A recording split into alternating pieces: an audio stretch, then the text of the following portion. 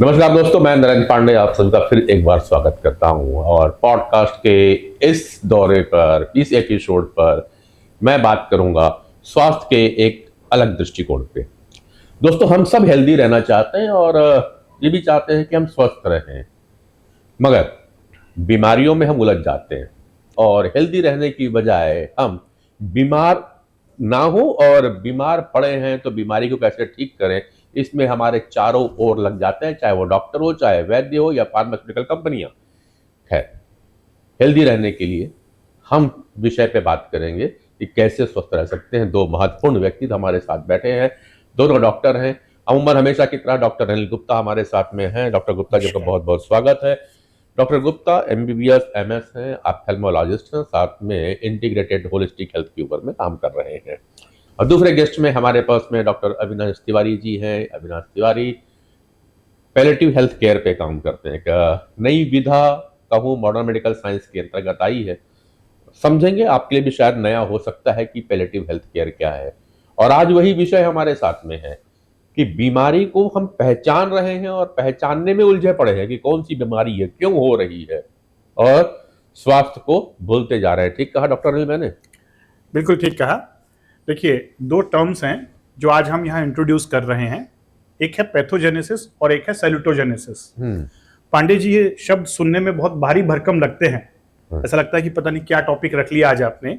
लेकिन इन शब्दों को अगर हम आज गहराई से समझ लें तो डिजीज को देखने का एक नजरिया ही बदल जाएगा। इनफैक्ट आपको एक ऐसा मॉडल मिल जाएगा जिससे आप बीमारियों से स्वास्थ्य की ओर चल सकते हैं। रूटीन में कहा जाता है डिजीज केयर और एक होता है हेल्थ केयर, लेकिन आज तक हम डिजीज केयर को ही हेल्थ केयर कह रहे हैं। इनफैक्ट सभी हॉस्पिटल्स ऐसे कहते हैं वी क्रिएट हेल्थ। लेकिन जब हम WHO की बात कहें तो WHO की जो हेल्थ की डेफिनेशन है, health is a state of complete physical, mental, social, spiritual wellbeing, not merely an absence of disease और इन्फर्मिटी। यानी डिजीज का नहीं होना हेल्दी होना नहीं है। बिल्कुल। WHO ने ही एक हेल्थ स्पेक्ट्रम दिया है। आप गूगल पे भी जाके सर्च कर सकते हैं हेल्थ स्पेक्ट्रम, जहां पर कहा जाता है कि 0 जब आपको कोई डिजीज नहीं है, और 0 से नीचे -1, -2, -3, -4, -5, ये है लगातार गिरता हुआ हेल्थ।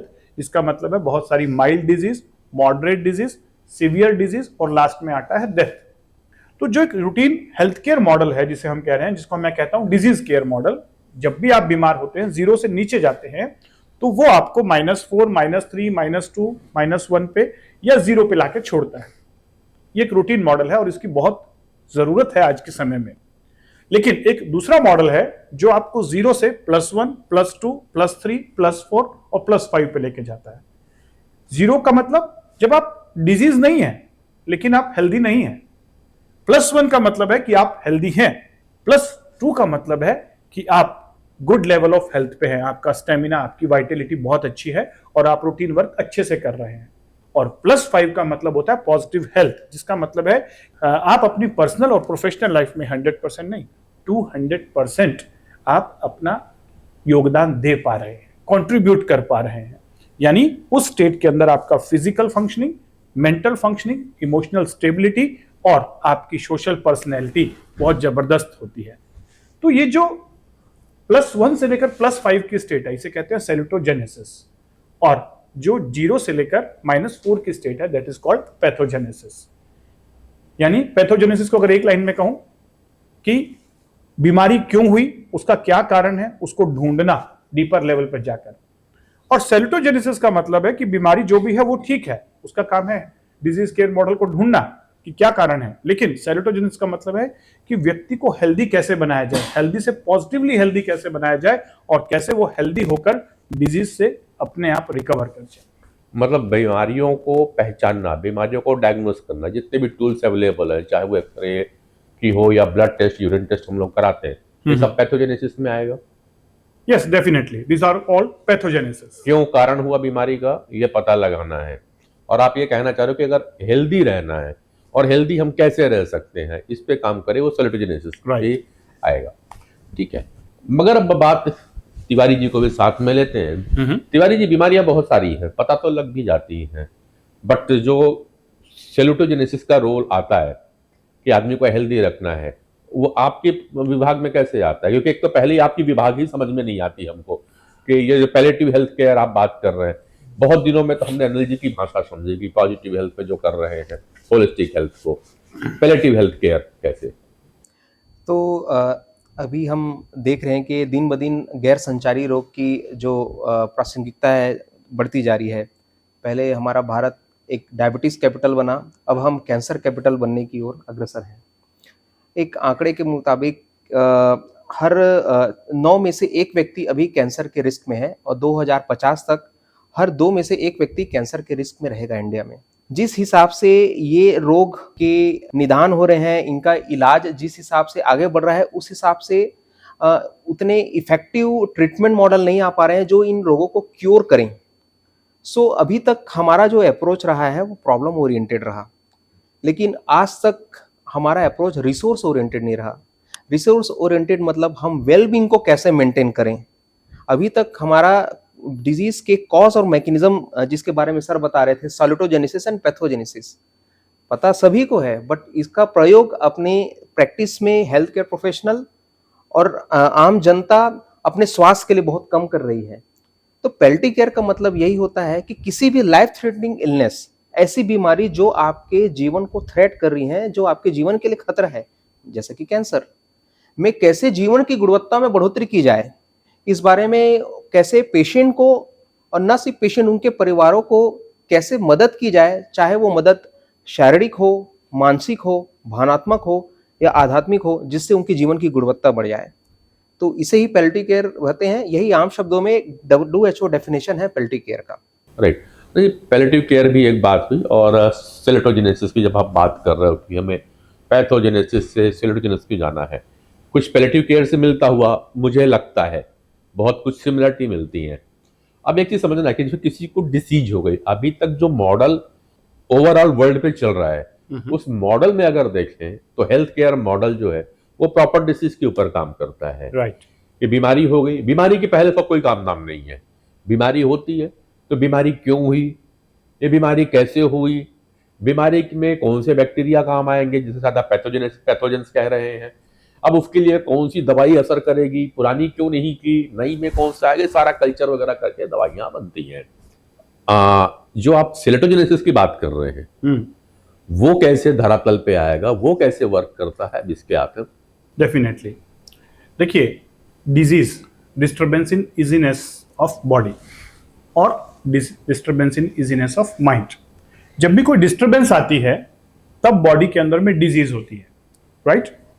और अगर हम WHO के हिसाब से समझें या डिजीज के क्लासिफिकेशन के हिसाब से, ICD क्लासिफिकेशंस, तो शायद डिजीज का नंबर हजारों में है, लाखों में है। अगर एक एक डिजीज को समझने लग जाएं, एक डॉक्टर भी शायद सारी डिजीज को नहीं समझता है, क्योंकि वो अपनी ब्रांच की डिजीजेस को ही समझ सकता है अपने 10 से 15 साल के कैरियर में। तभी तो डॉक्टरों की ब्रांच बढ़ती जा रही है, राइट। तभी तो सुपर स्पेशलाइजेशन आते जा रहे हैं, इसलिए तो हो रहे हैं कि यानी कि अगर जनरल सर्जरी के बाद फिर आप यूरो सर्जन बनते हो या गैस्ट्रो सर्जन बन रहे हो, तो अलग अलग यूरो भी अलग हो गया, यूरो में किडनी वाला भी अलग हो गया, पीडियाट्रिक किडनी अलग आ गई है। तो यानी पैथोजेनेसिस के अंदर में अगर हम बात करें तो सुपर स्पेशलाइजेशन आ गया है। लेकिन सेलुटोजेनेसिस हेल्थ एक है, डिजीजेस 1000 से लाखों में है, हेल्थ एक है। और हेल्थ का मतलब है कि अगर आप हेल्दी हैं तो आपको डिजीज नहीं होगी। तो ज्यादा आसान मॉडल समझना है हेल्थ का मॉडल। अगर व्यक्ति ये समझ ले कि कौन सी चीजें मुझे हेल्दी बनाती हैं और मैं अपने आप को कैसे हेल्दी रखूं, उन चीजों को अडॉप्ट कर ले, तो उसे डिजीज को समझने की जरूरत नहीं पड़ेगी। मैं ये नहीं कह रहा हूं कि हमें मेडिकल सिस्टम की जरूरत नहीं है। मेडिकल सिस्टम का अपना एक बहुत बड़ा रोल है डिजीज के मैनेजमेंट में, और उसे चलते रहने देना चाहिए। लेकिन जिस तरीके से हम पैथोजेनेसिस में लगातार रिसर्च कर रहे हैं, लगातार डेवलपमेंट कर रहे हैं, लगातार टेक्नोलॉजी ला रहे हैं, यानी ऐसा हो गया है कि 98 to 99% जो है पैथोजेनेसिस पे काम हो रहा है, और शायद 1 से 2% ही सेलुटोजेनेसिस पे काम हो रहा है कि व्यक्ति को हेल्दी कैसे बनाया जाए। हमारा जो वैदिक विज्ञान था वो हेल्थ की बात करता था, डिजीज की बहुत कम बात करता था। आप आयुर्वेद में भी देखेंगे तो Ayurveda is the science of life, Ayurveda is the science of life style. वो डिजीज की साइंस नहीं है। इसीलिए डिजीज को बहुत बेहतर समझने में आयुर्वेद उतनी मदद नहीं करता जितना कि हेल्थ को समझने में करता है। और लोग आयुर्वेद में भी डिजीज को समझने के लिए जा रहे हैं कि मेरे को अर्थराइटिस हो गया, बता क्यों हो गया। आप आयुर्वेद में ये पूछिए कि मैं सेलुटोजेनेसिस कैसे क्रिएट करूं कि मेरे को ये डिजीज आ गई है, अब मुझे हेल्थ अपनानी है और मैं कंप्लीटली हेल्दी कैसे हो जाऊं। तो ये जो +1, +2, +3, +4 की बात है, तो हमें एक हेल्थ केयर सिस्टम डेवलप करना होगा और ये हेल्थ केयर सिस्टम व्यक्ति को हेल्दी बनाएगा। क्योंकि डिजीज तभी आती है, मॉडर्न मेडिकल सिस्टम भी कहता है, कि जब आपकी हेल्थ डाउन होती है या इम्यूनिटी डाउन होती है। मेडिकल साइंस एक इम्यूनिटी टर्म यूज करता है कि एक आपकी जनरल इम्यूनिटी है, जब वो वीक पड़ेगी तो आपको इन्फेक्शन कैस करेंगे। जब आपकी हेल्थ डाउन आएगी, स्टेमिना डाउन आएगा, तो बहुत सारी लाइफस्टाइल डिजीजेस डेवलप हो जाएंगे। तो क्यों नहीं एक नया मॉडल लाया जाए जो डिजीज केयर के साथ साथ हेल्थ केयर को इंटीग्रेट करे, यानी एक ही अंडर वन रूफ पेशेंट को डिजीज केयर भी मिले अगर वो डिजीज पे आ गया है, लेकिन डिजीज केयर सिस्टम उसको या तो -1 पे या 0 पे लाके छोड़ रहा है। अब दोबारा रिकरेंस ना हो, दोबारा उसका रिपीटिशंस ना हो, और डिजीज को हील करने के बाद, ट्रीट करने के बाद हीलिंग और क्योर, परमानेंट क्योर, उसके लिए हेल्थ केयर सिस्टम की जरूरत है। और इसी सिस्टम पे मैं पिछले 15 सालों से वर्क कर रहा हूं कि कैसे integrated holistic health care approach modern medical system के साथ जोड़कर एक कंप्लीट हेल्थ केयर मॉडल जो नीड ऑफ द डे है और फ्यूचर ऑफ हेल्थ केयर है। डॉक्टर अविनाश, आप पैलेटिव हेल्थ केयर पे काम कर रहे हैं और लगा कुछ मिलती हुई सिमिलरिटी नजर आती है इनमें। अब आपका जो विभाग है वो कैंसर पेशेंट को ट्रीट करने का है, जो मैं आपको देख पा रहा हूँ। कैंसर में डिसीज तो आ गई और जल्दी जिसको कैंसर हो गया वो पहले ही मान के चलता है कि मैं अब बहुत लंबा नहीं रहने वाला हूँ। पैलेटिव केयर सेलेटोजेनेसिस के तहत कुछ काम करती है क्या? तो जैसा कि आपने कहा कि सेलेटोजेनेसिस की बहुत सारी अवधारणाएं पैलिएटिव केयर में ऑलरेडी इंटीग्रेटेड है, लेकिन सेलेटोजेनेसिस की प्रासंगिकता सिर्फ पैलिएटिव केयर तक सीमित नहीं है। हर एक साइंस की विधा, चाहे वो ऑप्थेल्मोलॉजी हो, चाहे वो कैंसर की स्पेशलिटी हो, चाहे वो किडनी की स्पेशलिटी हो, चाहे जनरल सर्जरी हो, चाहे आयुर्वेद हो, चाहे किसी भी प्रकार की पैथी हो, सेलेटोजेनेसिस किसी भी प्रकार के रोगों के उपचार की आत्मा है। जैसा कि सर बता रहे हैं, ज़्यादातर हमारा अप्रोच पैथोजेनेसिस की तरफ रहता है और सेलेटोजेनेसिस अंडररेटेड रह जाता है, इसीलिए मरीज को संपूर्ण आराम नहीं मिल पाता। बहुत सारे कैंसर के मरीज आते हैं जिन्हें कैंसर के डॉक्टर देखते रहते हैं, बट अंततः जब उन्हें आराम नहीं मिलता तो उन्हें पैलिएटिव केयर की तरफ भेजा जाता है। इसका मतलब है कि पैलिएटिव केयर जो सेलेटोजेनेसिस की अवधारणा को अपनाते हुए आगे बढ़ता है, वो मरीज को कहीं ना कहीं आराम दे रहा है। मैं इसको एक उदाहरण के माध्यम से समझाना चाहूँगा कि मान लीजिए कोई ऐसा व्यक्ति है जिसे स्टेज 4 कैंसर है, दर्द में है, और उसने अपने जीवन में कभी कोई नशा नहीं किया, कभी उसकी बुरी आदतें नहीं रही, नींद वगैरह अच्छा रहा, खान पान अच्छा रहा, किसी प्रकार का कोई व्यसन नहीं रहा। वह जब किसी कैंसर स्पेशलिस्ट के पास आता है और आज पूछता है, सर मैंने अपने जीवन में कभी कोई नशा नहीं किया और आज मुझे इतनी पीड़ा हो रही है, क्यों? तो जब यह क्वेश्चन वह डॉक्टर से पूछता है, तो यह क्वेश्चन वो डॉक्टर से नहीं पूछता होता, ये वो क्वेश्चन वो अपनी आत्मा से पूछता है, वाई मी? मैंने किसी का क्या बिगाड़ा? मैंने तो लाइफ में ये सब काम नहीं किए जो कैंसर के रिस्क को बढ़ाते हैं। तो जहां पर रिस्क इन्वॉल्व है, रिस्क फैक्टर इन्वॉल्व है, वो पैथोजेनेसिस की बात करता है, और जहां पर वेलबींग की बात है वो सेलेटोजेनेसिस को इन्वॉल्व करता है। तो हम पैलिएटिव केयर में उस वाई मी को एड्रेस करते हैं, उस एंजाइटी को एड्रेस करते हैं, उस डिप्रेशन को एड्रेस करते हैं, तथा दवाइयों के सहारे दर्द के प्रमाण को कम करते हैं। तब जाके ये जो संपूर्ण दर्द है, ये संपूर्ण दर्द कंट्रोल होता है। इस प्रकार से कैंसर का दर्द भी कंट्रोल होता है।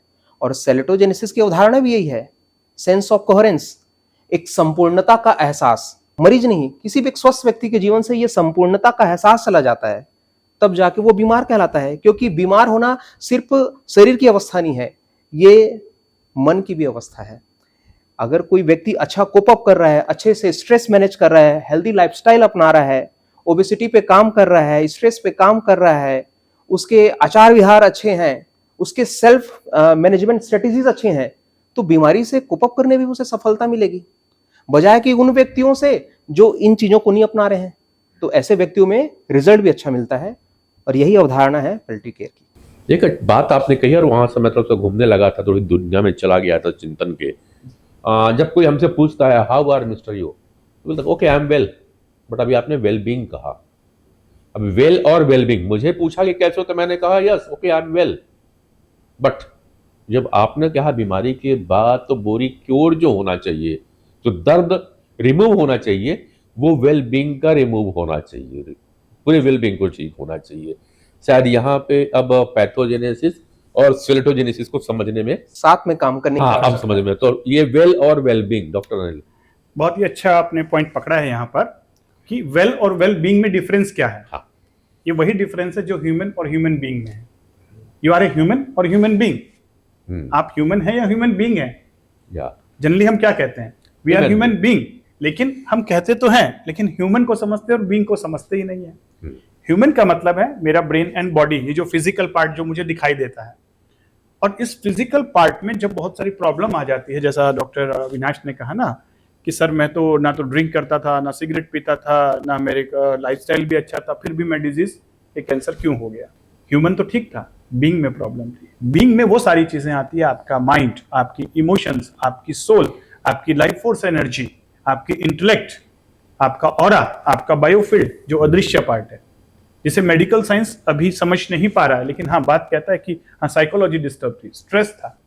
लेकिन वैदिक विज्ञान और रिसेंट जो होलिस्टिक साइंसेज हैं, इंटीग्रेटेड होलिस्टिक साइंस, वो बायोफील्ड की बात कर रही हैं। वो कह रही हैं कि mind, subconscious mind, conscious mind, intellect, emotions और उसकी सोल, ये जो सारी चीजें हैं ये बीइंग बनाती है, अदृश्य पार्ट।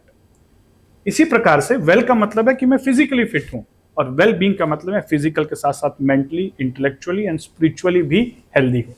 तभी तो WHO ने कंप्लीट डेफिनेशन कही है ना, वो बीइंग को भी इन्वॉल्व कर रहा है। और वेलनेस में भी हम वेलनेस को ही एड्रेस कर रहे हैं, वेल बीइंग को नहीं। तो बेसिकली ये जो सेलुटोजेनेसिस है, यहां पर वेल बीइंग वर्ड होना चाहिए, क्योंकि वेल बॉडी को भी वेल करना है और बीइंग को भी वेल करना है, तब कंप्लीट सेलुटोजेनेसिस आ पाएगा। Add years to your life and life to your years. जो मॉडर्न मेडिकल सिस्टम है वो आज इतना इवॉल्व हो गया है कि आपको मरने नहीं देगा, चिंता नहीं करिए। बहुत सारे ऐसी मशीनें हैं जिससे व्यक्ति को जिंदा रखा जा सकता है, एंड स्टेज में भी, बड़ी से बड़ी बीमारी पे भी। Add years to your life. लेकिन जो जीवित है, क्या उस एडिड ईयर में कुछ क्वालिटी है कि नहीं है? तो अगर वो जो एडिड ईयर्स हैं उसमें लाइफ भी ऐड कर दी जाए, दैट बिकम सेलुटोजेनेसिस। और यहीं पे पैलिएटिव केयर का बहुत बड़ा रोल आता है कि जब पेशेंट को पता होता है कैंसर के बाद कि मेरी जिंदगी शायद 4 या 5 साल ही बची है, जब डॉक्टर कह देता है 4 इयर्स, 2 ईयर, 1 ईयर, अब वो डॉक्टर उस थेरेपिस्ट के द्वारा, मेडिसिन के द्वारा उसकी लाइफ को ऐड तो कर दिया 2 साल या 1 साल और ऐड कर दिया।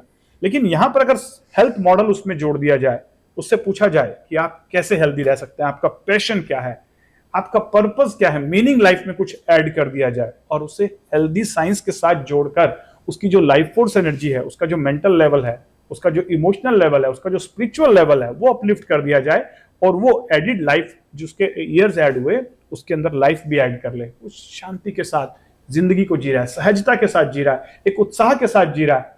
तो ऐसे पेशेंट्स में देखने को मिलता है कि जितना डॉक्टर ने एपिसोड बताया था उससे कहीं ज्यादा वो जी जाते हैं।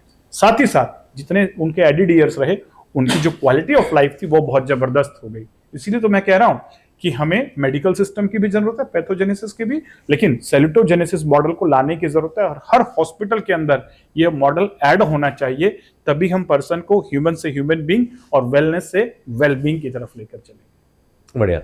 बस मैं तो घूमने लगता हूँ तो महाभारत की घटना याद आ गई कि भीष्म पितामह सैया में पड़े थे और उन्हें इच्छा मृत्यु का वरदान मिला हुआ था। तो जब डॉक्टर गुप्ता बोल रहे थे ना कि डॉक्टर जितना चाहे उतना दिन तक आपको रख सकता है, तो मुझे याद आने लगा कि आजकल हर मरीज को इच्छा मृत्यु का वरदान डॉक्टर के कारण मिल सकता है। लेकिन वो पीड़ा थी भीष्म को, और करा रहे थे, अर्जुन ने सैया तो बना दी, करा रहे थे। तब उन्होंने कहा बस वासुदेव एक बार सामने खड़े हो जाओ, और वासुदेव सामने खड़े होते हैं तो पीड़ा से उनको मुक्ति हो जाती है। पैथोजेनेसिस लेटे हुए थे सैया में, और सेलुटोजेनेसिस जो अभी तक आप लोग की भाषा में समझा, वो वासुदेव। घटना बस पुराणों में। मैं आपसे पैलेटिव मेडिसिन, जब पैलेटिव हेल्थ केयर में आप काम करते हैं अविनाश जी, और उसको मैं सेलेटिवजेनेसिस से हम समझने की कोशिश कर रहे हैं। कोई मरीज जब कैंसर पे आया है, दर्द उसको ज्यादा होता है, उसे तो कैंसर बता दिया गया और वो वर्षों से कैंसर को सुनता आया है। आप कैसे उसको पैलिएटिव हेल्थ केयर के माध्यम से सैलिटोजेनेसिस की ओर ले जाते हो? तो एक सेंस ऑफ वेलबींग की अवधारणा जिसके बारे में सर ने बहुत अच्छे से प्रकाश डाला। तो एक्चुअली हम पैलिएटिव केयर में टारगेट सेंस ऑफ वेलबींग को करते हैं। जब मरीज कैंसर का डायग्नोसिस पता चलता है तो सबसे पहले वो सकते में आ जाता है, और हमारे समाज में कैंसर का मतलब उसे रिलेट किया जाता है मृत्यु से। तो एक जो फियर ऑफ डेथ उस डायग्नोसिस के बाद जो होता है, तो हम सबसे पहले उस फियर को एड्रेस करते हैं। दूसरा, जो ऑर्गेनिक फॉर्म में डिजीज वहां पड़ी है, जो गठान है, उस गठान के कारण जो नसें दब रही हैं, जो टिश्यू डैमेज हो रहा है, उसके कारण जो दर्द हो रहा है, उसको हम दवाइयों से सेटल करते हैं। इस व्यथा के कारण, इस डर के कारण उसे नींद नहीं आ रही है, उसकी भूख कमजोर हो गई है, उसे बहुत ज्यादा थकान हो रही है, उसे बहुत ज्यादा रोना आ रहा है, बहुत सैड फील कर रहा है, तो उसका डिप्रेशन का, उसके डिस्ट्रेस का असेसमेंट करके उसको मैनेज करते हैं। उसके बाद जब उसके मन में कोई ग्लानि हो जाती है, जैसा कि आप बताए, एक व्यथा रह जाती है कि मैंने तो कभी कुछ गलत नहीं किया, मुझे कैंसर क्यों होगा, क्या वो उसे फिर ऐसे पाप पुण्य से रिलेट करने लगता है, तो उसकी काउंसलिंग की जाती है, उसके स्पिरिचुअल और एग्जिस्टेंशियल इश्यूज को एड्रेस किया जाता है। और कई सारे कंडीशंस में हम जब लगता है कि डिजीज का प्रमाण ज्यादा है और किसी एक पर्टिकुलर जगह दर्द ज्यादा है, तो हम नसों को ब्लॉक भी करते हैं। तो कैसे हम आधुनिक विज्ञान का भी प्रयोग करते हैं और हम सेंस ऑफ वेलबींग की अवधारणा, जिसको हम सैलिटोजेनेसिस की अवधारणा बोलते हैं, उसको इंटीग्रेट करके एक मरीज के संपूर्ण दर्द को हम एड्रेस करते हैं। हो सकता है ये जो मरीज आया है, इसके 2 छोटे बच्चे हों जिसके एजुकेशन का उसे बहुत ज्यादा चिंता हो सकता है आगे का इलाज कैसे चलेगा, फाइनेंशियल इश्यूज हो सकता है ये ताउम्र बहुत गर्वान्वित व्यक्ति रहा हो और आज कैंसर के कारण एक कुर्सी और एक स्ट्रेचर और एक बेड तक सीमित रहा हो, तो कहीं ना कहीं उसका आत्मसम्मान, उसकी डिग्निटी शेकन है, तो उसको रिस्टोर करना। तो इन प्रैक्टिकल इश्यूज को भी सुनना, ये नहीं कि डॉक्टर का काम नहीं है। मरीज का हर समस्या डॉक्टर की समस्या है, चाहे वो पारिवारिक हो, चाहे वो मानसिक हो, चाहे सामाजिक हो, चाहे शारीरिक हो, चाहे भावनात्मक हो, चाहे मानसिक हो, चाहे आध्यात्मिक हो। इन सभी पहलुओं पर अगर काम करके, इस सभी डोमेन्स पे काम करके जब हम किसी सिम्टम को एड्रेस करते हैं, तो रिजल्ट्स हमेशा अच्छे मिलते हैं। और यही भूमिका होती है एक पैलिएटिव केयर फिजिशियन की। पेशेंट की हर तकलीफ, हर दर्द को डॉक्टर एहसास करे, शायद वही डॉक्टर है। मॉडर्न में थोड़ा सा चेंज हुआ है क्योंकि हम मशीनों पे निर्भर हो गए, तो वो फील नहीं आती। तो जो आप बात कहते हैं इंटीग्रेटेड होलिस्टिक का, अब होलिस्टिक और सैलिटोजेनेसिस को, पैथोजेनेसिस और सैलिटोजेनेसिस थोड़ी थोड़ी समझ में आ गई, आपकी पैलिएटिव हेल्थ केयर भी समझ में आ गई। अब आते हैं जिसकी बातें होती हैं, होलिस्टिक मॉडल काफी चलता है। पैथोजेनेसिस, सैलिटोजेनेसिस, पैलिएटिव हेल्थ केयर और अब होलिस्टिक, इनका इंटीग्रेशन क्या हो सकता है? देखिए, मॉडर्न मेडिकल सिस्टम डिजीज को समझता है और होलिस्टिक मेडिसिन का ही मतलब है understanding the person as a whole, not only the disease. तो मॉडर्न मेडिकल सिस्टम इस व्यक्ति को डिजीज क्या है, उसका लक्षण क्या है, उसका कॉज क्या है और उसका ट्रीटमेंट क्या है, उस पर बहुत अच्छा काम कर रहा है। लेकिन जैसा डॉक्टर अविनाश ने कहा ना, व्यक्ति केवल डिजीज नहीं है, उसका मेंटल स्ट्रेस, उसका इमोशनल, उसका सोशल एस्पेक्ट, उसका स्पिरिचुअल एस्पेक्ट, जो उसके अनआंसर्ड क्वेश्चंस हैं, वो सारे उसके अंदर चल रहे होते हैं, जो डिजीज के प्रोग्नोसिस को वर्स्ट कर देते हैं, इनकॉन्ग्रुएंस पैदा कर देते हैं उसके अंदर। ऐसे में अब उसको केवल काउंसलिंग से काम नहीं चलेगा, और डॉक्टर के पास पहली बात तो इतना टाइम नहीं होता कि वो उसकी सारी चीजों को समझ सके, क्योंकि हर डॉक्टर के ऊपर वर्कलोड ज्यादा है, उसे हर पेशेंट को टाइम देना है। एक एक पेशेंट को 3-3 घंटे, 4-4 घंटे टाइम नहीं दिया जा सकता ओपीडी के अंदर में। लेकिन पेशेंट चाहता है उस डॉक्टर से बहुत कुछ सुनना, वेलबींग होने के लिए। तो यहीं पर होलिस्टिक मेडिसिन का रोल आता है कि उस पर्सन को प्रॉपर वे में समझना, उसके माइंड में क्या चल रहा है, उसकी इमोशंस क्या चल रही हैं, उसके सोशल एस्पेक्ट कहां पर गड़बड़ हुए हैं, उसके इन्वायरमेंट में क्या गड़बड़ हुआ इस डिजीज की वजह से या डिजीज से पहले, और सारी चीजों को ठीक करके उसे एक सेंस ऑफ वेलबींग ही नहीं, उसको एक पाथवे देना कि आपको डिजीज केयर मॉडल के साथ साथ ये health care model add on करना है, जिससे आप एक कंप्लीट वेलबींग की तरफ चलेंगे। डिजीज का रिवर्सल भी होगा, जो आपके एडिड लाइफ हैं उसके अंदर एडिड ईयर्स हैं, उसमें लाइफ भी ऐड होगी, और आप डिजीज से हेल्थ की तरफ और हेल्थ से वेलनेस की तरफ चलेंगे। अब शायद आप लोगों को लग रहा होगा कि सर ये बातें हैं, मैं इस बातों को प्रैक्टिकल वे में समझाना चाहता हूँ, क्योंकि जब मैं एक डॉक्टर बना MBBS MS करने के बाद, ये सारे प्रश्न जो डॉक्टर आज अविनाश कह रहे हैं मुझे भी फेस करने पड़े पेशेंट्स के। सर मैंने तो कभी ये नहीं किया, मुझे ये डिजीज क्यों हो गई? तब हमने समझा कि केवल डिजीज पे काम करने से काम नहीं चलेगा, पर्सन को कंप्लीटली समझना होगा, और यहीं से होलिस्टिक मेडिसिन की शुरुआत हुई। और अब हमने पिछले 15 सालों में complete salutogenesis based health care and wellness का मॉडल लाए हैं, जहां पर वैदिक विज्ञान और मॉडर्न साइंस का इंटीग्रेशन है, जिसमें कहता हूं क्वांटम वेदा। क्योंकि जो क्वांटम फिजिक्स है वो कहता है कि हम ह्यूमन बीइंग हैं, बीइंग मेटाफिजिकल है हमारी इमोशंस, हमारा बायोफील्ड। इसी प्रकार से वैदिक विज्ञान कहता है कि हम केवल शरीर नहीं है, शरीर के बियॉन्ड मन, चित्त, बुद्धि, आत्मा और नाड़ी और चक्र भी हैं। लेकिन ये दोनों साइंस के बीच में कॉन्फ्लिक्ट इतना होता है कि मॉडर्न मेडिकल साइंस उन्हीं चीजों पे विश्वास करता है जो हम मेडिकल डिवाइस से समझ सकते हैं, और बहुत बार जब समझ नहीं आता तो हम कहते हैं कि आप साइकोलॉजिस्ट को दिखा लो, साइकेट्रिस्ट को भी दिखा लो, आपको काउंसलिंग की जरूरत है। लेकिन ये जो होलिस्टिक हेल्थ केयर मॉडल है, ये डिवाइस बेस्ड मॉडल है, यानी मॉडर्न साइंस को भी जोड़ रहा है, मॉडर्न इनोवेशंस को साथ पर्सनल ट्रांसफॉर्मेशन। कैसे? जो हमारा ये फिजिकल बॉडी है, इसके बियॉन्ड हमारी मेटाफिजिकल होती है, 5 कोश होते हैं, और 5 कोश में से जो दूसरा कोश है जिसे हम कहते हैं नाड़ी और चक्र, उसके अंदर लाइफ फोर्स एनर्जी फ्लो होती है। एक एनर्जी है डॉक्टर अविनाश जो हम डेली फील करते हैं। आज सुबह उठे तो लगता है कि बहुत फ्रेश है, जब गुस्सा किए तो डाउन लगता है, जब थके हारे होते हैं तो डाउन फील होती है, जब कोई नेगेटिव न्यूज मिलती है तो एकदम से डाउन हो जाते हैं, जब कोई मोटिवेशन मिलता है हाई हो जाती है। ये क्यों ऐसा चेंज होता है? ये है हमारी लाइफ फोर्स एनर्जी जो हमारी नाड़ियों में फ्लो करती है।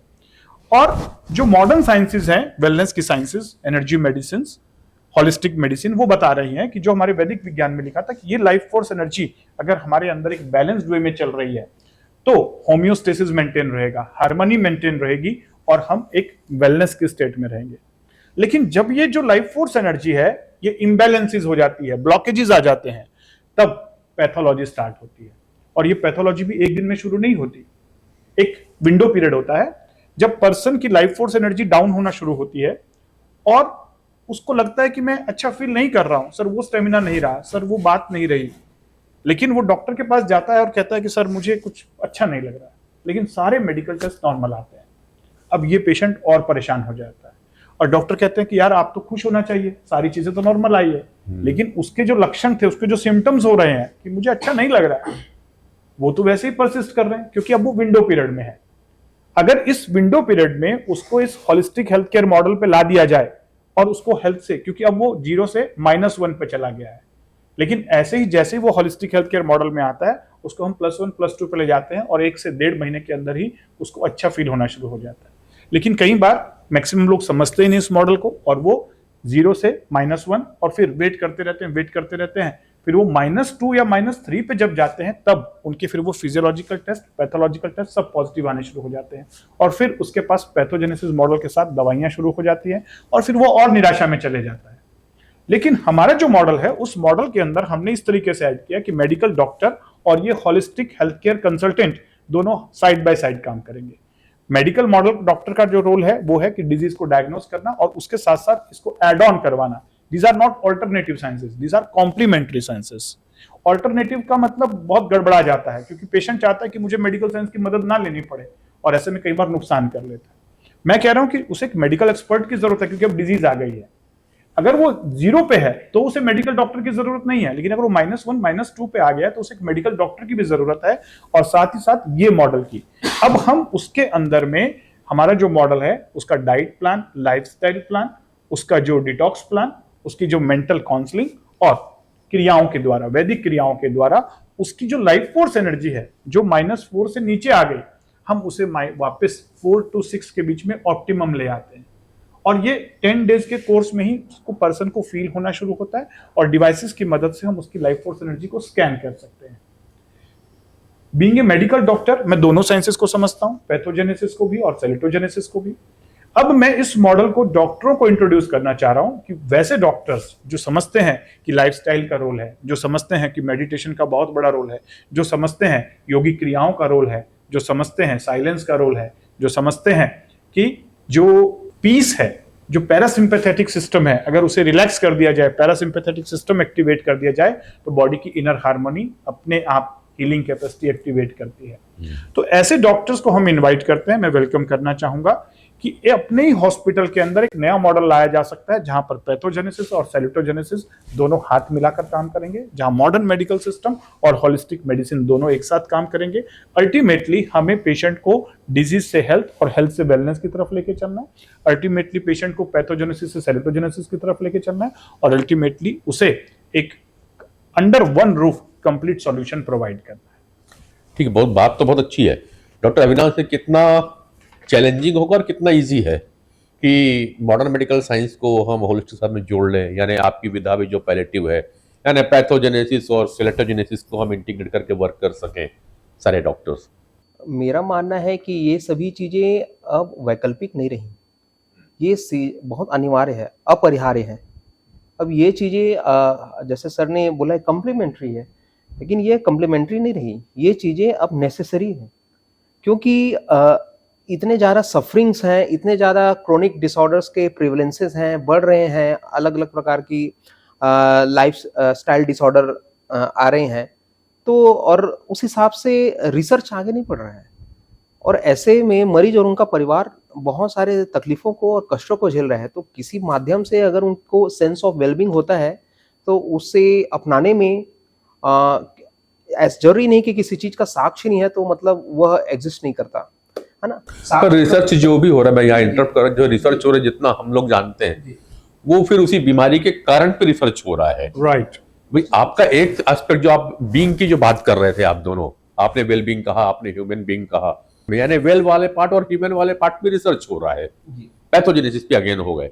लेकिन जो बीइंग वाला पार्ट रह रहा है, चाहे वो वेल बीइंग का पार्ट हो या ह्यूमन बीइंग का पार्ट हो, बीइंग वाले पार्ट में तो कोई रिसर्च हो ही नहीं रही है। जी और रिसर्च नहीं हो रही है इसलिए इस पे ध्यान नहीं आ रहा है। पांडे जी, अगर मैं आपको ये कहूं कि एक मेडिकल साइंस का एक जमाना था जब माइक्रोबायोलॉजी डायग्नोज नहीं हुआ था, हाँ जी। मतलब यानी कि माइक्रोस्कोप का इजाद नहीं हुआ था। तो माइक्रोस्कोप जब नहीं आया था तो माइक्रोबायोलॉजी यानी कि जो वो सूक्ष्म जीव हैं कि वायरस बैक्टीरिया, उनको कोई जानता ही नहीं था। हाँ बिल्कुल। तो डॉक्टर्स भी ये समझते थे कि बीमारियां कुछ बड़े कारणों से ही होती हैं, माइक्रो ऑर्गेनिज्म उसका कारण नहीं है। लेकिन जब माइक्रोस्कोप रिसर्च में आया, देखा गया कि हाँ, बैक्टीरिया, वायरस, फंगस, इनकी अपनी एक दुनिया है। फिर एंटी वायरल, एंटी बैक्टीरियल और एंटी फंगस आए, तो मेडिकल साइंस के अंदर एक नया चैप्टर शुरू हो गया। राइट, वो भी सही है। जैसे मैं भी कुछ पढ़ रहा था, पता नहीं आप लोग इससे ज्यादा जानते हैं, हम लोग तो मीडिया वाले लोग तो कुछ रिसर्च निकल के सामने आई, देख लिया। सेकंड वर्ल्ड वॉर की जो घटना घटी और जो पेनिसिलिन मार्केट में आया, वो एक क्रांति थी जो मॉडर्न मेडिकल साइंस को, यानी कि पैथोजेनेटिक साइंस को आगे लेकर के आ गई। राइट। और हम उसके पहले शायद हम सभी सेलेटोजेनेसिस पे ही काम करते थे कि आदमी को कैसे हेल्दी रहना है, अगर मैं सही जा रहा हूं तो। यहां पर मैं थोड़ा सा इसको दूसरे तरीके से बयान कहना चाह रहा हूं कि बेसिकली जब माइक्रोबायोलॉजी आया तब हमें समझ में आया कि एक अलग दुनिया थी जिसको अपन ने हैंडल ही नहीं किया। ऐसे ही जब साइकोलॉजी नहीं होता था सब्जेक्ट, तो समझा था कि बॉडी का ही रोल है, लेकिन बाद में समझ में आया कि बॉडी के बियॉन्ड इसके स्ट्रेस का, इसके माइंड के इमोशन का भी रोल है, और एक साइकोलॉजी एंड साइकेट्री डिपार्टमेंट शुरू हुआ। तो अब जो ये डिपार्टमेंट मिलके काम कर रहे हैं, साइकोलॉजी, साइकेट्रिस्ट एंड माइक्रोबायोलॉजी, किसके साथ? मेडिकल साइंस के साथ। तो मेडिकल साइंस को भी बेनिफिट हो रहा है, पेशेंट को भी। इसी प्रकार से मैं कहना चाह रहा हूं कि अब इन्फेक्शन उतने ज्यादा नहीं रहे हैं, क्योंकि आज हम हाइजीनिक बहुत हो गए हैं, मशीनें बहुत आ गई हैं, लेकिन अब लाइफस्टाइल रिलेटेड डिजीजेज आ रही हैं, स्ट्रेस इंड्यूस्ड डिजीजेज हैं। तो जब ये जो बड़ा चंक है साइकोसोमेटिक डिजीज का, लाइफस्टाइल डिजीजेज का, इसको हैंडल करने के लिए हमें होलिस्टिक साइंस की जरूरत है। और होलिस्टिक साइंस में जो हमारा वैदिक विज्ञान है वो बहुत बड़ा रोल प्ले कर रहा है, क्योंकि हमारे पास वैदिक विजडम का खजाना है। लेकिन वैदिक विजडम में जो 5 कोश हैं, मनोमय कोश मन, विज्ञानमय कोश हमारी बुद्धि, प्राणमय कोश नाड़ियां और हमारी ऊर्जा, प्राण ऊर्जा, जिसे हम प्राणायाम से ठीक कर लेते हैं। कुछ लोग प्राणायाम करने से अच्छा फील करते हैं, कुछ लोग मेडिटेशन करने से अच्छा, कुछ योगा करने से, लेकिन उन्हें उसके पीछे की साइंस समझ नहीं आ रही है कि अच्छा कैसे हो गया। नहीं डॉक्टर्स को समझ में आ रहा है, हाँ अच्छा लग रहा है तो करो भाई, तो ठीक है। पेशेंट को भी लग रहा है कि अच्छा तो लग रहा है, लेकिन उसे ये बिलीव नहीं हो रहा है कि ये साइंसिस से मेरी डिजीज रिवर्स हो सकती है, क्योंकि इसके पीछे का विज्ञान ढूंढा नहीं गया। वैदिक विज्ञान में लिखा हुआ है, संस्कृत में लिखा हुआ है, हिंदी में लिखा हुआ है, लेकिन उसे एविडेंस बेस्ड साइंटिफिक बनाने के लिए रिसर्च करना होगा। जैसे माइक्रोबायोलॉजी में रिसर्च किया गया, साइकोलॉजी में रिसर्च किया गया, कितने सारे, सिगमंड फ्रॉइड जो फादर ऑफ साइकोलॉजिस्ट थे, उन्होंने इतना सा रिसर्च किया, फिर आगे एक से एक साइकोलॉजिस्ट आते गए, conscious mind, subconscious mind, different disorders, इसी प्रकार से हमें ये होलिस्टिक मेडिसिन के ऊपर में, एनर्जी मेडिसिन के ऊपर में, बीइंग की साइंस के ऊपर में, वैदिक विज्ञान के ऊपर एविडेंस बेस्ड रिसर्च की जरूरत है। मैं फिर कह रहा हूं कि 99% रिसर्च पैथोजेनेसिस पे हो रही है, 1% सेलेटोजेनेसिस पे। कितना अच्छा हो कि चलो मैं 50% की तो बात ही नहीं कर रहा हूं कि 50-50 हो, मैं कह रहा हूं कि 25% भी अगर सेलेटोजेनेसिस मॉडल ऐड कर दिया जाए तो हम एक बेहतर जिंदगी, बेहतर लाइफ पेशेंट को भी दे सकते हैं, और खुद डॉक्टर्स भी हम एक वेलबींग की तरफ चलेंगे, क्योंकि हम डॉक्टर्स भी कहीं ना कहीं स्ट्रेस में रहते हैं, हमारा खुद का लाइफस्टाइल बिगड़ जाता है पेशेंट्स को देखते हुए। तो ये जो एक बहुत अच्छा मॉडल हो सकता है कि हम हर हॉस्पिटल के अंदर ही पैथोजेनेसिस डिपार्टमेंट और सेलेटोजेनेसिस डिपार्टमेंट रखें, और हर पेशेंट, हर डॉक्टर भी आज की डेट में जो गुड डॉक्टर्स हैं वो हमेशा कहते हैं पेशेंट को, यार लाइफस्टाइल ठीक करो या स्ट्रेस ठीक करो, लेकिन उनके पास एक स्ट्रेटजी मॉडल नहीं है कि कैसे ठीक करें। हाँ, ये जरूर पता है कि जैसे आपका शुगर इतना आ गया तो ये मेडिसिन खाइए, इससे नीचे इतने पे आ जाएगा, लेकिन जो स्ट्रेस आपका बढ़ा हुआ है, जो शुगर का मेन रूट कॉज है, उस स्ट्रेस को इतने से इतने लाने के लिए कौन सी साइंस हेल्प करेगी, ये नहीं है। और मैं इसी मॉडल को डॉक्टर्स को बताना चाह रहा हूं कि doctor it's himself can become a medicine, doctor himself can become a medicine. वो कहते हैं ना कि एक अच्छा डॉक्टर अपनी बातों से ठीक कर देता है। कुछ डॉक्टर ऐसे होते हैं जिनके चेहरे की स्माइल देख के, जिनका ऑरा देख के पेशेंट ठीक हो जाता है। तो जब एक डॉक्टर हेल्थ केयर मॉडल को इंट्रोड्यूस करेगा अपनी प्रैक्टिस में, तो उस डॉक्टर के पेशेंट्स जो है उस डॉक्टर के फैन हो जाएंगे, और आधी बीमारियां तो उस हॉस्पिटल में आने से ही ठीक हो जाएंगी। Right, doctor himself can become a medicine. कैसे इस मॉडल को अस्पताल पे लाया जा सकता है, और थोड़ा सा हम आपको यूथ के रूप में समझना। देखिए, सबसे पहले तो मैं खुद साक्षी हूँ, क्योंकि मैं इस फील्ड में बहुत सारे फैंसी ब्रांचेस को छोड़ के आया, क्योंकि कुछ रोग पे काम था तो बहुत सारे लोगों की तकलीफ देखी, फिर इस ब्रांच को मैंने चुना। और पहले लगता था ये बातें कोरी हैं, लेकिन आज मुझे प्रैक्टिस करते 7 साल हो गए और मैंने इसके रिजल्ट्स देखे हैं। सैलुटोजेनेसिस कॉन्सेप्ट भले ही नया हो सकता है, लेकिन उसकी अवधारणाएं नया नहीं है। जैसे सर बता रहे हैं, वैदिक कालों से इस चीज़ों पे काम होता आया है। तो सबसे पहले तो मेरा जो पर्सनल टेस्टिमनी है वो मैं आपको देना चाहता हूँ कि जहाँ घोर निराशा थी, वहाँ पर भी आशाओं के दीप जले हैं, वहाँ पर भी लोगों को तकलीफ के पराकाष्ठा में भी लोगों को आराम मिला है ऐसे अप्रोच के कारण। दूसरा, जहाँ रिसर्च की बात कर रहे हैं, तो अर्ली पैलिएटिव केयर, मतलब जब ये सैलुटोजेनेसिस से, जैसे होलिस्टिक वेलबींग की हम बात करते हैं, इसका जुड़ाव हेल्थ में, कैंसर के रोगों में जब पहले किया गया, तो अलग अलग बहुत सारे रिसर्च हैं, और उन रिसर्च में ऑलरेडी ये साबित हो चुका है कि ऐसे मरीज में सेंस ऑफ सेटिस्फेक्शन ज्यादा था, उनके परिवार वालों में सेटिस्फेक्शन ज्यादा था, ऐसे मरीजों में डिप्रेशन कम था, एंजाइटी कम था, इनके पेन कम थे, इनके सिम्टम अच्छे से मैनेज थे। और ऐसे 2 रिसर्च थे जिसमें मरीज की जीवन अवधि भी बढ़ी थी कैंसर जैसी बीमारियों में। तो ये ऑलरेडी रिसर्च में साबित हो चुका है। जरूरत है इसको कैंसर के अलावा बाकी स्पेशलिटी में भी अप्लाई करने की। तो ये तो मेरे पर्सनल टेस्टिमनी में है, और already research, randomise control trial and systematic review से ये चीजें साबित हो चुकी हैं। नहीं, तो दोस्तों, ये आप भी एग्री करते होंगे कि कोई भी मरीज जब अपनी शारीरिक और मानसिक वजहों से निराश होता है तो एक आशा की उम्मीद लिए डॉक्टर के पास चला जाता है, मगर अभी का जो सिस्टम है उसमें कई बार देखने में आता, कई बार नहीं, मेजॉरिटी ऑफ द टाइम देखने को आता है कि वहां से भी निराश होकर के घर को चला जाता है। मगर अगर पैथोजेनेसिस से सेलेटोजेनेसिस की ओर चला जाए, तो अगर वो जिस आशा को लेकर के एक डॉक्टर के अस्पताल में पहुंचता है, तो उसी आशा की परिपूर्णता के साथ में वो अपने घर को जा सकता है। हो सकता है कि रिजल्ट उसके उम्मीदों का ना हो, कई बार होता है कि उसकी उम्मीदें नहीं होती, फिर भी वह उस निराशा के साथ ना जाए, एक हेल्दी एटमॉस्फेयर के साथ जाए। शायद यही सेलेटोजेनेसिस और पॉजिटिव हेल्थ होगा। अंतिम में आप लोगों दोनों से के कमेंट्स लूंगा और फिर विराम करेंगे। पांडे जी, आप अभी उम्मीदों की बात कर रहे थे जी। आपने कहा कि निराशा लेकर ना जाए, उम्मीद लेकर जाए। तो मैं यहां पर केवल एक ही बात कहता हूं, medicine doesn't mean only injection and pills. Everything, anything that heels the body, mind and spirit, that is medicine. यानी दवाई का मतलब केवल इंजेक्शन या गोलियां नहीं है। कोई भी चीज जो आपके मन को, बुद्धि को, आत्मा को हील करती है, दैट इज मेडिसिन। यहां पर जब बीमारी डायग्नोज होती है तो व्यक्ति का माइंड निराशा में चला जाता है, और निराशा सबसे बड़ी बीमारी है, और उसकी एनर्जी डाउन होती है, उसका जो प्रोग्नोसिस है, इम्यूनिटी है, सब चीज़ें डाउन हो जाती है। जैसे डॉक्टर अविनाश कह रहे हैं कि जैसे ही उसे एक आशा की उम्मीद बंधाई जाती है, उसे एक अच्छा पॉजिटिव चीज़ दिया जाता है कि तुम ठीक हो सकते हो, तुम स्ट्रगल कर सकते हो, तुम्हें बीमारी से लड़ना है, मनोबल बढ़ा दिया जाता है, वो उम्मीद के सहारे ठीक हो जाता है, लाइफ का स्पैन बढ़ जाता है, और कई केसेस में तो चमत्कार भी देखने को मिलते हैं। ऐसे जितने भी चीज़ें जहाँ पर व्यक्ति ने अपना लाइफस्टाइल ठीक किया, जहाँ पर अपनी सोच ठीक किया, अपना जज्बा ठीक किया, एक उम्मीद पैदा की, वो पेशेंट्स में बहुत बेहतर रिजल्ट्स देखने को मिले, केवल कैंसर ही नहीं, किसी भी बीमारी में। तो अगेन, प्लेसिबो और नोसिबो, कोई भी चीज़ जो आपके अंदर डर पैदा करती है, वो नोसिबो है। नोसिबो मतलब जैसे ही उसको पता चला कि मेरे को कैंसर है, आधा तो पेशेंट की बीमारी और बढ़ गई। अब उसको ये किस तरीके से बताया जा रहा है कैंसर, उसका प्रोग्नोसिस किस तरीके से बताया जा रहा है, ये भी डिपेंड करता है। प्लेसिबो, कई बार कहते हैं ना कि कुछ ऐसी मेडिसिन दे दिया जिसका कुछ साइंटिफिक एविडेंस नहीं था, लेकिन उसके ऊपर काम कर गई। तो प्लेसिबो केवल मेडिसिन ही नहीं होती, एक डॉक्टर का एश्योरेंस, एक डॉक्टर की एनर्जी, एक परिवार का साथ, ये भी प्लेसिबो की तरह काम करते हैं। इनफैक्ट प्लेसिबो और नोसिबो ये दोनों एक साइंटिफिक वर्ड हैं जिसके ऊपर और रिसर्च की जरूरत है, क्योंकि प्लेसिबो आपकी लाइफ फोर्स एनर्जी को नाड़ियों में इंक्रीज कर देता है और नोसिबो आपकी लाइफ फोर्स एनर्जी को डाउन कर देता है। हमने इसको फिलोसॉफिकल वर्ड बना दिया है, लेकिन साइंटिफिक वे में समझें तो ये पूरा डिजीज और हेल्थ का साइंस है।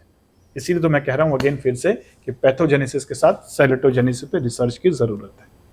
डॉक्टर अविनाश कुछ ऐड कर रहे हैं। सर की बात को ही समर्थन देते हुए, जैसे कि सर ने बताया कि सिर्फ दवाइयाँ और इंजेक्शन ही मेडिसिन नहीं है।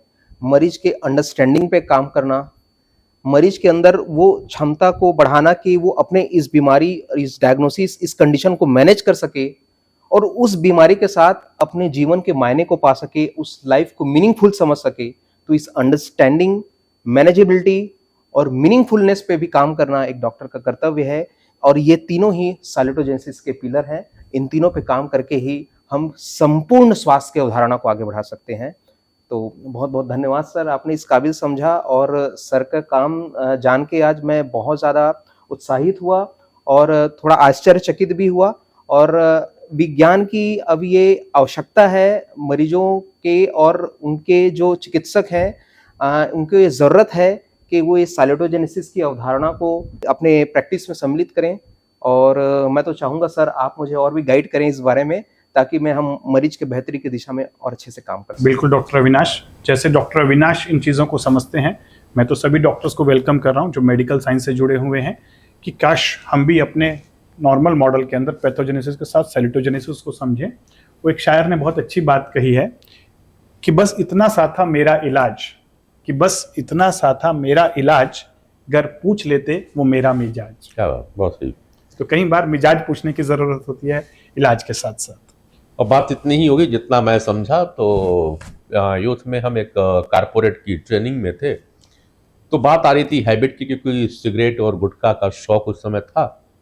तो बोलिए शौक है यानी हैबिट है, और आप छोड़ना चाहोगे तो एच निकल जाएगा नरेंद्र, ए निकल जाएगा, एच निकल जाएगा और बी भी निकल जाएगा, लेकिन इट रह जाएगा। शायद आज का ट्रीटमेंट वहीं पे अटक गया है बीमारियों का। हम डिसीज पे काम कर रहे हैं, उस किसी पर्टिकुलर बीमारी, किसी पर्टिकुलर वायरस, किसी पर्टिकुलर बैक्टीरिया की वजह से जो दर्द का एहसास इस शरीर को होता है, वो दवाइयों पे तो और इंजेक्शन से तो निकल जाता है, लेकिन इट रह जाता है कि ये मुझे हुआ क्यों। और इसी वजह को समझना कि ये हुआ क्यों, कैसे हो गया, यहीं पे काम आता है सेलेटोजेनेसिस, जिसकी एक विधा पैलेटिव हेल्थ केयर पे आप काम कर रहे हैं। डॉक्टर अविनाश तिवारी जी, आपका बहुत बहुत शुक्रिया, आप यहाँ पे आए। और डॉक्टर अनिल गुप्ता, परिचय के मोहताज नहीं, मेरे चैनल में, मेरे पॉडकास्ट पे आप एलोपैथ के साथ साथ में, मॉडर्न मेडिकल साइंस के साथ साथ में आप होलिस्टिक पे बात कर रहे हैं, जो वैदिक विज्ञान के साथ में मॉडर्न मेडिकल साइंस को जोड़ते हैं।